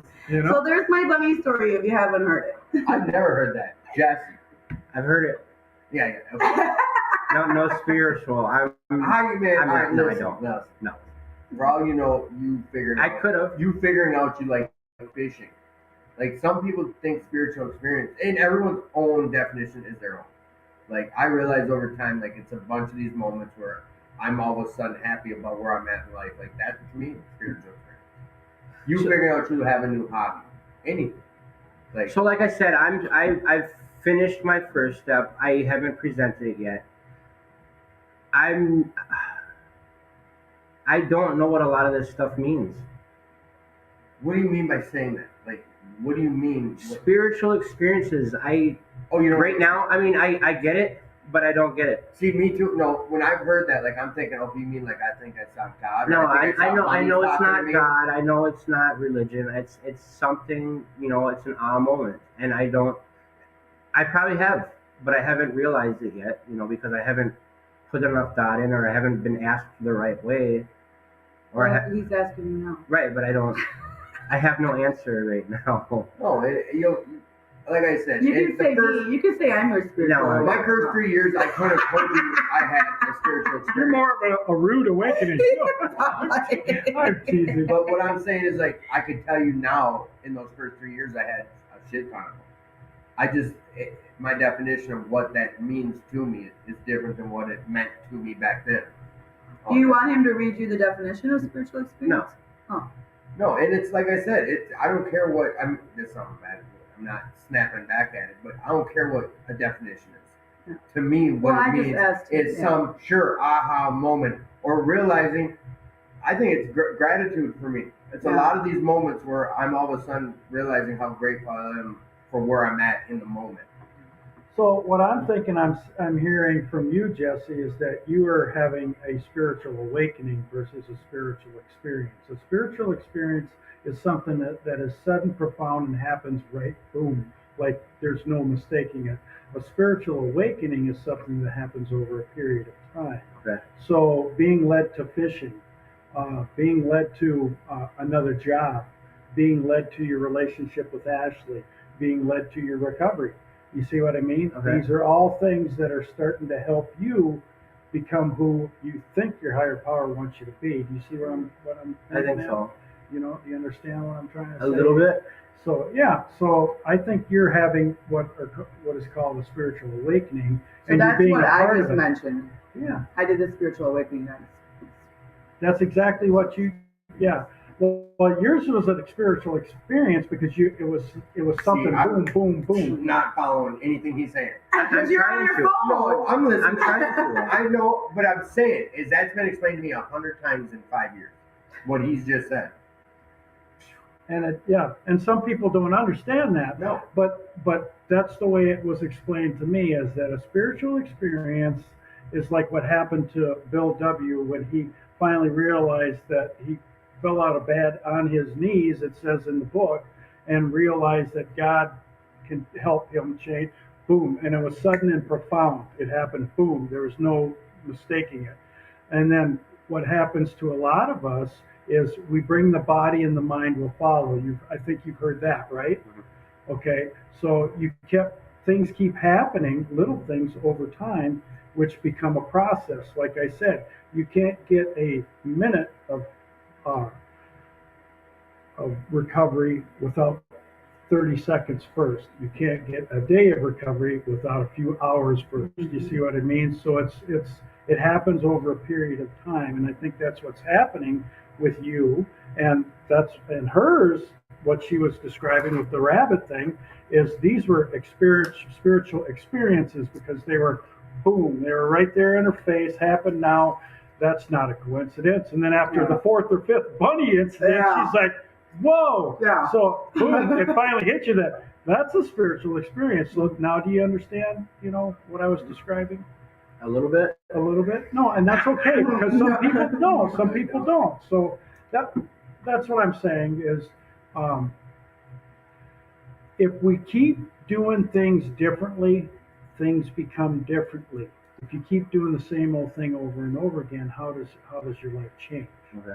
So by you doing these different things and acting different ways rather than the old way you used to be before you came into recovery, then you get more woke, as they say. So it's a learned behavior is what it is, So that's what I was just trying to point out for you. Okay. Thank you. Yeah, you're describing all the different Are you things. sweating, babe? Take your hoodie off. Look at me, I'm V-necking it. So with that explanation, is there anything that he's like, no? No, I already knew. Halfway through, Bob explained it to him because I was right there too. I'm just like, no, you ain't. You agreeing. I love it. Bob, did you hear about that Italian chef who died? No, I didn't. He passed away. Oh, pasta! Get it, Jess? He passed away. Got it. See? God. I would say with Jesse's job though, I think Jesse's job is really like it puts a smile on his face. The fact that he's a lead at his job and then he's worked up to that.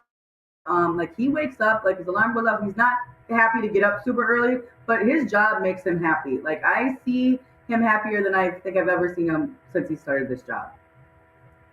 That's awesome. That's what makes people keep their positions and want to excel in their positions is if you enjoy doing it. So before I retired, the last 12 years of my career, I was the happiest I ever was. I loved going to work. Didn't like getting up early in the morning, but the truth of the matter was I got to go to do something that I enjoyed. So that's really cool. Just like your fishing, Jeff. Yeah. Yeah, oh geez, I had a few. And someone else put on there, not everybody has a burning bush moment. You're exactly right. They don't, and that's why I say some of us have more spiritual awakenings, which is something that happens over a period of time versus the aha moment, The neon flashing light comes down from heaven and says, go to step 3 now. Right. Doesn't happen. And you're talking about the jobs, like we talked about problems in recovery today. Like I've got good problems. I've got a job right now that I've been at for just about a year, and everything I have in my life today is because of recovery. The reason I have the job I have was through like a third party person who's in recovery who heard that things were working out where I was at and was like, hey dude, call this place. And now I'm at like a 6-figure a year job, and I love it. Like I really love this job. A guy at my New Hope Alano who's been watching me for like 5 years, he approached me, was like, I'm getting up in age. I started this business 30 years ago. It makes money every year, and I'd like you to come in and run it and take it over and own it. And I told him who was this guy to you? A friend in recovery. Really? And because I'm going to tell you, like, the problems I have today are fucking amazing. And he sat me down, like we went out and had dinner, and I told him what I make. He didn't flinch. He's like, I'll add 5% onto that. Plus, I offer you insurance. I offer you vacation. And I'll put X amount of dollars in escrow. So in 2 years, I will put that as a bonus towards you buying my company. I'm like, why are you even approaching me? I've been watching you. I see you're really about like, but now like I know it sounds so cheesy and like these are the problems. Like I'm torn. I shared with Bob the other day. Like anyone I talk to, I bounce it off people in recovery. I love the job I have today. I love it. I've never had a job where I can say I love what I'm doing. I love this shit, dude. Like I love it. I go into rental units, single family homes, apartments. Yeah, it might be grimy and people don't give a shit about where they live, but the work, I love it. I love fixing shit and going to the store to get what I need and going here. I love it. The job I'm gonna go do, I don't know if I'm gonna love it. I don't know if I'm gonna love it. But the future that's laid out in front of me to take this job, it's a no-brainer. Like everyone I share the details with, they're like, you're stupid if you don't go at least try, give this a whirl. And I'm like, and I told, like when I told Bob, I was like, my gut's like, why would I leave something I love? I love this job. But always follow your gut. But I don't have insurance. I don't have a retirement. I don't have vacation. The only shit I have for myself is if I set it all up. And I'm going to be real with, like, I talk to Dustin every day for a half hour, minimum in the morning. And, like, he's good about it. He's like, yeah, throw X amount of dollars in the bank and savings account each month. I don't do that. I'm terrible with money. I make the kind of money that can pay for my parents' mortgage and all the bills and still have money to go on vacations that I go on.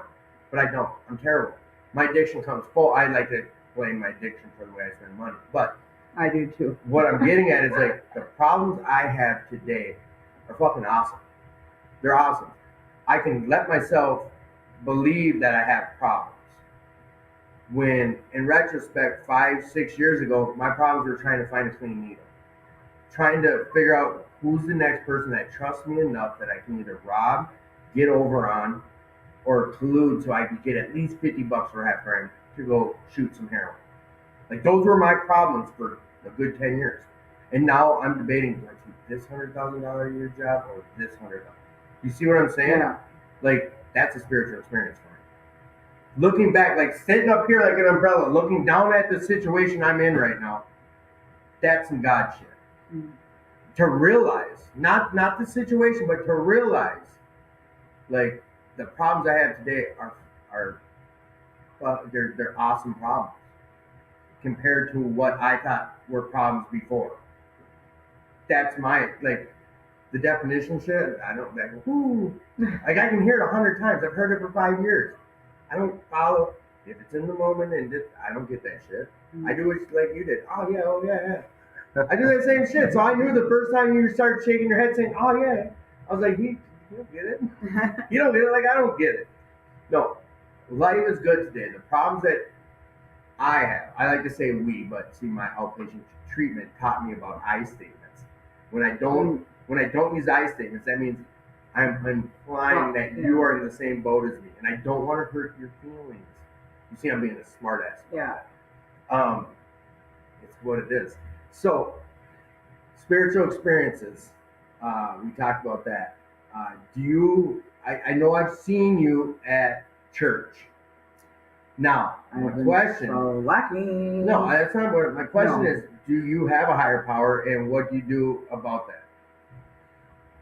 What do you mean? What do I do about that? Do you have a higher power? And the answer is what? Yes. Okay. Do you do anything in your life? You work on the relationship with your higher power. Yes.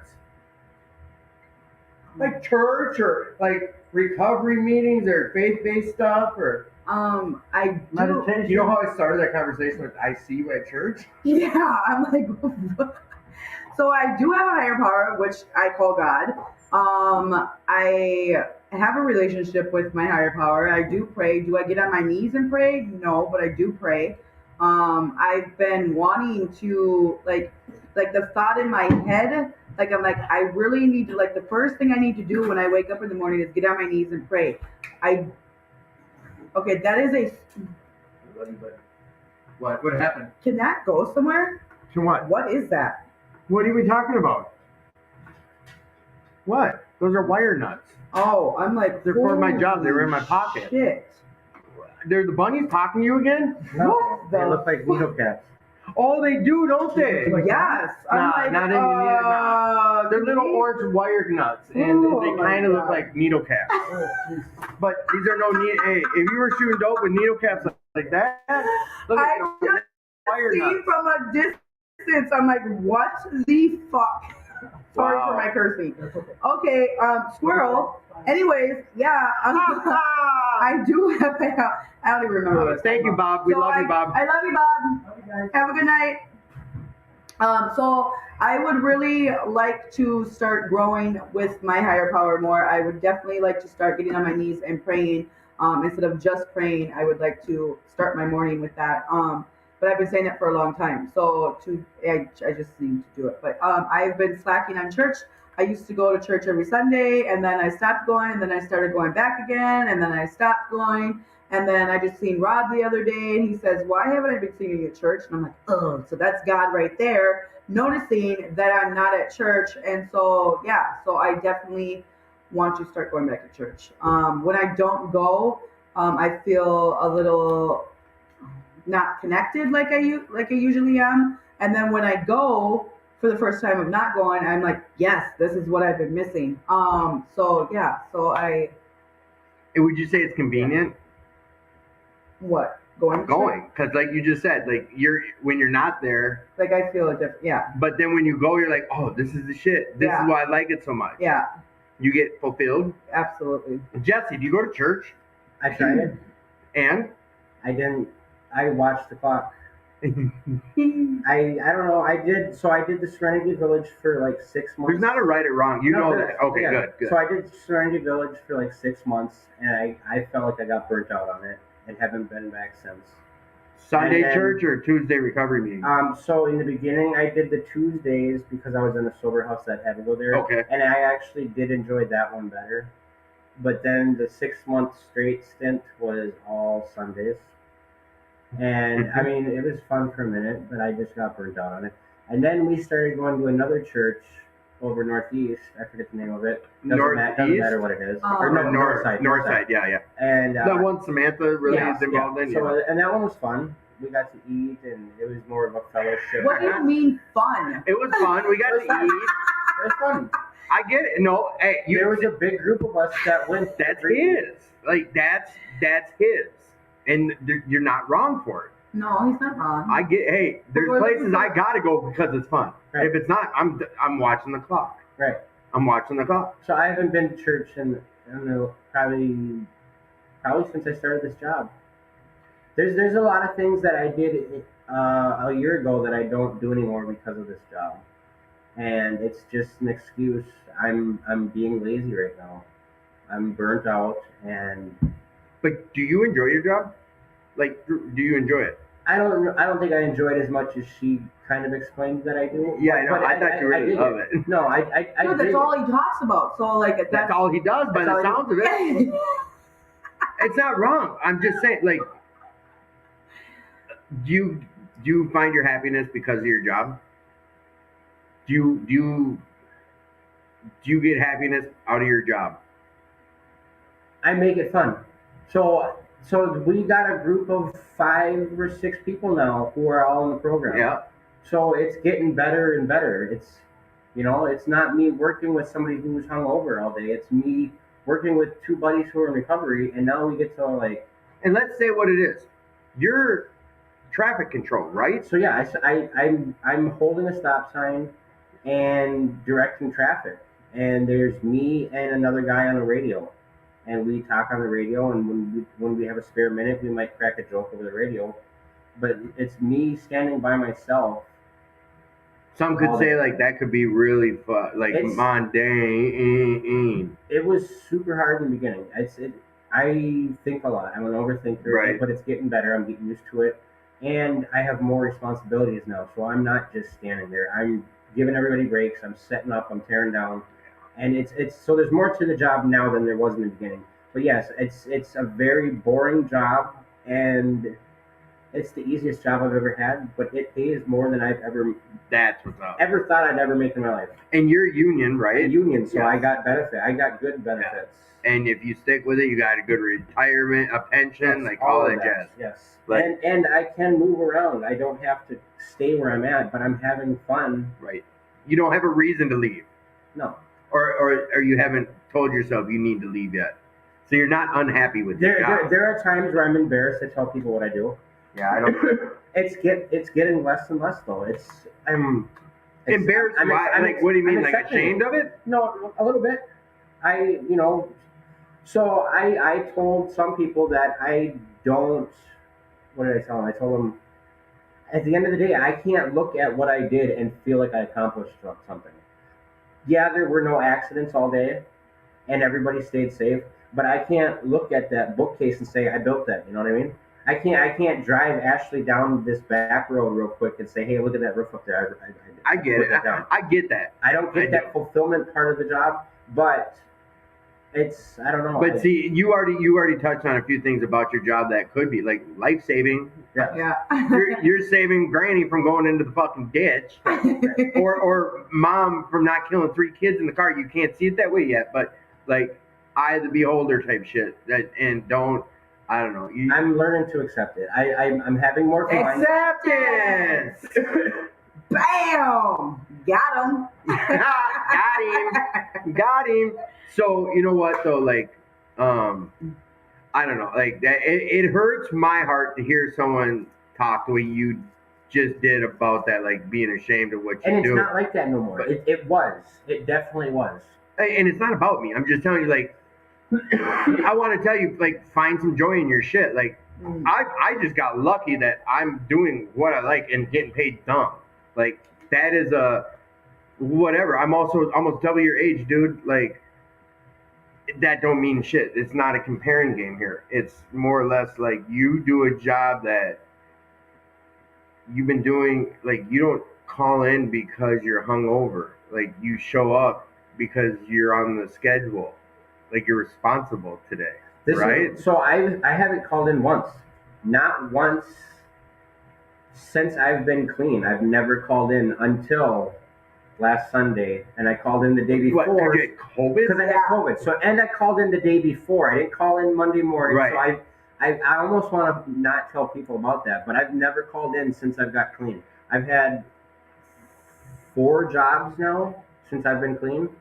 4 different jobs, and for the last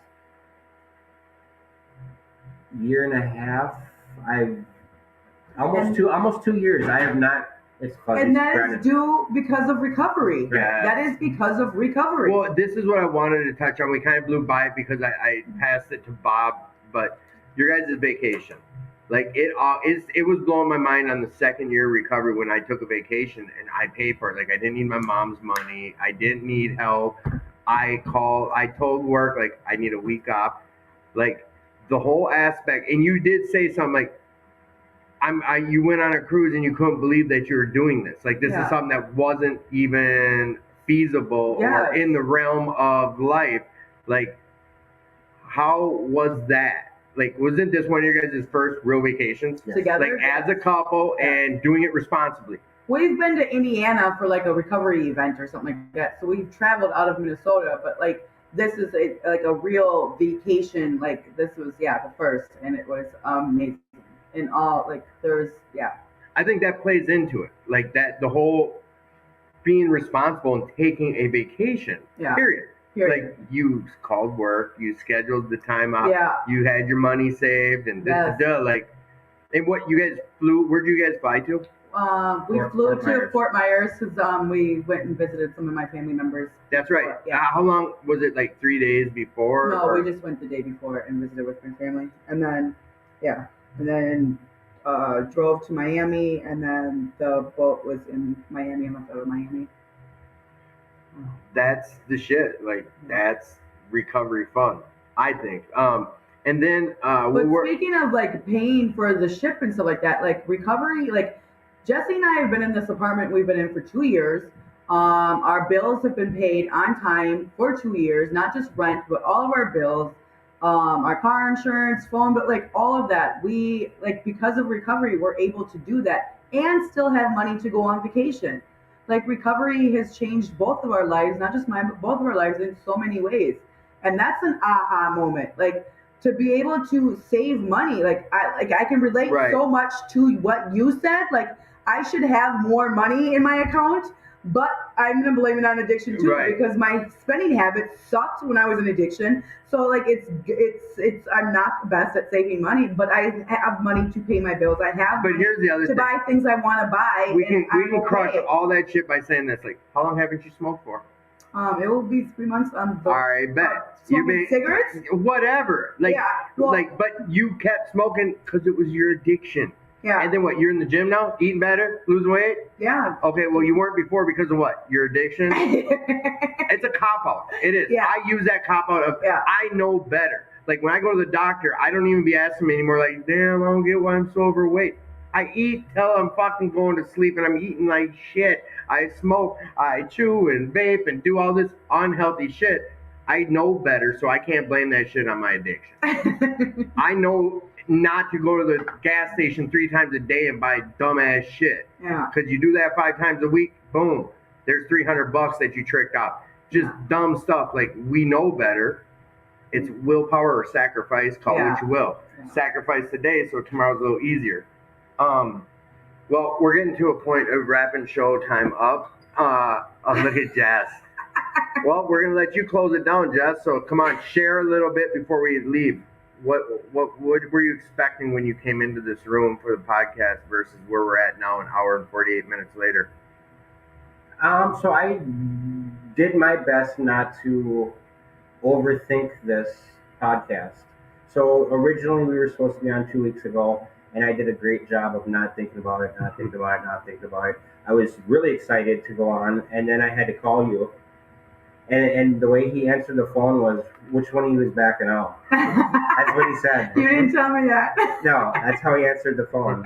But Did I? So yeah, it was great. So then, we rescheduled it for tonight. So that's another 2 weeks I had to wait, and I did a great job of not thinking. So usually I beat myself up, beat myself up, try to think about what I'm going to say, try to come up with excuses on not showing up, da-da-da-da-da. And I did a great job all the way up until last night. Last night, I didn't sleep very well. Really? No. Because of this? Because of this. Dude, This is an overthinker. So I don't do stuff. I haven't done stuff like this. This is new to me. I've shared my story once because I had to in treatment.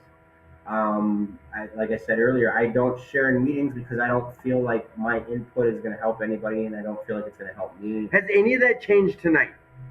With me telling, like, My heart's been pounding this whole time. I've taken off my hoodie. I'm sweating right now. This is hard to get through, but I'm almost sorry. over. I haven't died yet. No, You're you're doing me a He favor. said in the it's long run. almost over and I haven't died. No, and you're not gonna die. So in the long run, you've done me a favor tonight. You've done something that no one else has done. You've invited me somewhere that I need to be. So You know what? It's hard for, I'm gonna tell you something. Oh, boo-hoo me. It's hard for someone who does not have those fears to see someone who does. Just like it's for someone who can quit smoking cigarettes and look at someone who's still smoking and be like, the fuck, you can't just stop. Or someone who doesn't have a problem drinking or doesn't have a problem with heroin, who's like, that's your choice. What are you still drinking for? I'm going to say I'm sorry, but I'm really not. I'm glad you came out. I tell everyone who be coming in here nervous by like the time it's over, they're like, oh, 2 hours went by quick. You're over here like, that's a long ass hour and 48 minutes we spent. I've checked the time a few times. Yes. Yes. I got excited when Bob got up. You thought it was time? Yes, I thought it was close. Bro, I try to tell people like, this is just, we're bullshitting. This is not like You're bullshitting. You're pulling nails trying to talk. It's hard. Yes, I feel like I'm being put on the spot. Honestly, I feel like I've not answered some of these questions right. I know you said there is no wrong answer. I understand, and I'm probably doing an okay job, but I don't. You're doing feel a great job. Tomorrow it'll be a different feeling, and I'm probably gonna call you or text you tomorrow and say thank you so much for what you did. Da, da, da, da. But right now, I want to get out of here. All right, well, listen, before you go, I want to tell you something. 13 months ago, Tad and I we were pounding away, doing good on this show. We were having like, I don't know, 1,100 to 2,200 listeners a week. A lot of people were listening every week. Like we had we were way more gung-ho about sharing it, and we'd have our guests share. Everyone, we'd spend 20 minutes before every show sharing, making sure you would share it with every single person in Messenger. We had tons of people listening. I got an anonymous text, because every week I'll put my number on here and say, reach out. Like, it's been scrolling across the bottom ever since we started this show. Died. Ever since this show started, it says, own your recovery, own your life. You're worth fighting for. If you're struggling, please reach out. Now, we always end the show and always tell people, like, look, you're worth it. You're worth fighting for. Like, you just listen to two knuckleheads share about their stories, and whatever we shared about, it's always about something with recovery. And I'm like, I love you. Anyone listening right now, I'm telling you, anyone listening, you're struggling, you think no one's here for you, like, I love you, okay? If you haven't been told yet today, I'm telling you. I love you. If you're struggling, you reach out. I know it's easier said than done, but just do it. Just fucking, you're worth the fight. Mental health is real. Go see a doctor. Try to do what you can. We're in a state where they'll pay for fucking everything if you go do the paperwork. So we do all this. I got this message from someone. Dude was like, I was thinking of different ways to successfully kill myself because I haven't been able to do it yet. So I knew how to tie a noose. Just like my recovery story, my story starts with I Googled how to get off heroin. Like, that's how I figured out how to get clean. Yeah. He Googled how to tie a noose. And he was listening to our show with a noose tied. And he's like, and he sent me this big, I read it on air. It was like a 10-page message talking about how the first time someone had told him that they loved him, and I think it was Tad who probably said it, that someone told this dude that he was loved. And he's like, and he's got like a year clean now. I stay in contact with him. Stop. And this dude, like, he was anonymous for the first few months, but I kept texting like, hey man, just hoping you're good, blah, blah, blah, blah, blah. And he's like super anti-social. He's like, the reason I don't go to meetings is because I'm embarrassed. He had his reasons. Real introverted. Like, it's like, the one time I went to a meeting, I stared at the clock the whole time. The only reason I'm bringing it up is because of how you're saying you look at the clock.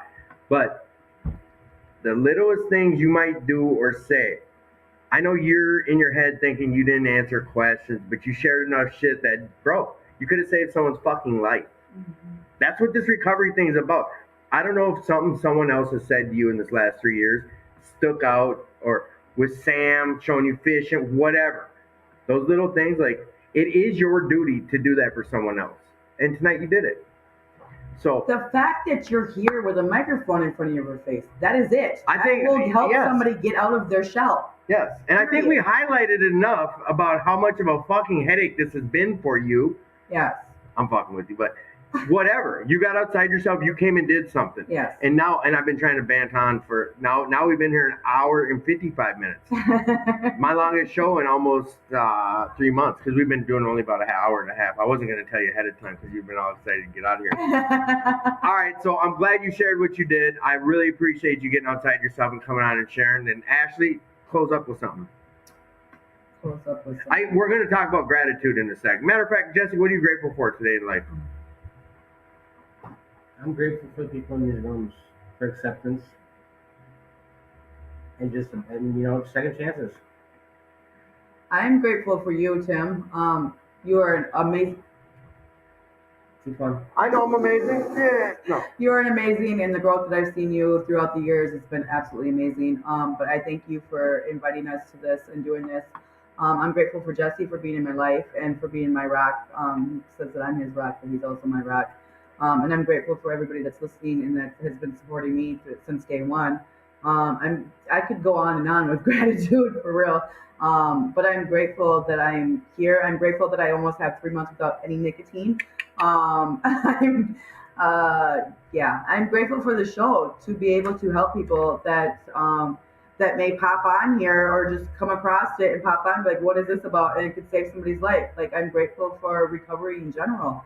I could keep going, but thank you both. I really do. I really appreciate you guys coming, getting outside yourself, coming on here, sharing some experience, strength, and hope. I really do appreciate it. Without you guys, this shit doesn't happen. I will be expecting to see you guys hopping on a little bit more moving forward. No, I'm joking.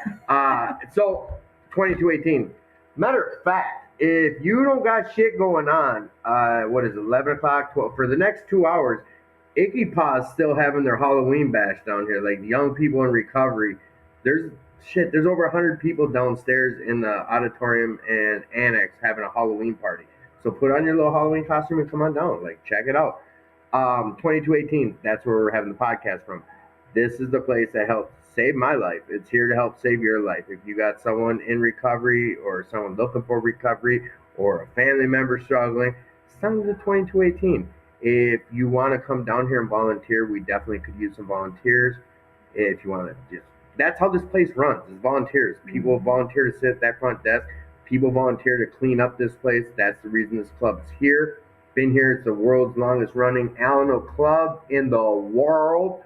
So it's just, you know what, a little side note is Bob, who was just on the show, like, he and I do a lot of these type of remodels, and he remodeled the women's bathroom up here, and he had them pay for material, and I was like, what'd you charge him, like 8, 10, 12 grand? He's like, no, like, didn't charge him.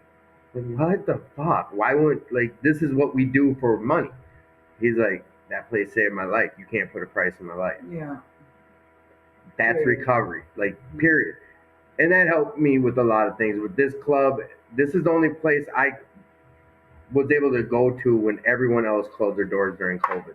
This place never closed their doors. We started an NA meeting out of COVID.